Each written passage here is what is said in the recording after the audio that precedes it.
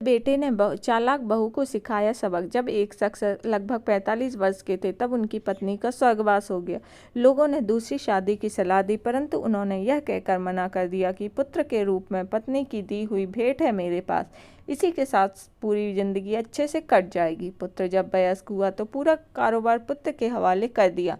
स्वयं कभी अपने तो कभी दोस्तों के ऑफिस में बैठकर समय व्यतीत करने लगे। पुत्र की शादी के बाद वह और अधिक निश्चिंत हो गए थे।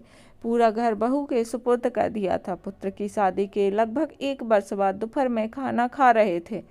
पुत्र भी लंच करने ऑफिस से घर आ गया था और हाथ मुंह धोकर खाना खाने की तैयारी कर रहा था।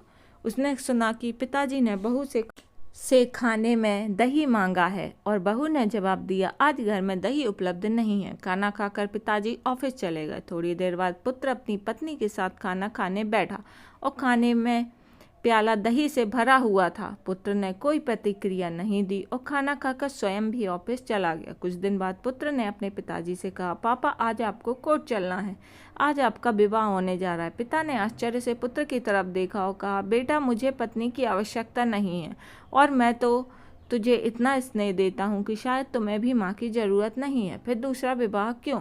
पुत्र ने कहा, पिताजी ना तो मैं अपने लिए माँ ला रहा हूँ ना ही आपके लिए पत्नी, मैं तो केवल आपके लिए दही का इंतजाम कर रहा हूँ। कल से मैं किराए के मकान में आपकी बहू के साथ रहूँगा तथा आपके ऑफिस में एक कर्मचारी की तरह वेतन लूँगा ताकि आपकी बहू को दही की कीमत पता चल सके। माँ बाप हमारे लिए एटीएम कार्ड बन सकते हैं तो हम भी उनके लिए आधार कार्ड तो बन ही सकते हैं। तो अपने बुजुर्ग माता पिता का ध्यान रखिएगा। भले आपके वैचारिक मतभेद कितने भी हो जाएं, लेकिन हमेशा बुढ़ापे में उनका ध्यान रखना हमारा कर्तव्य, दायित्व तो सब कुछ है।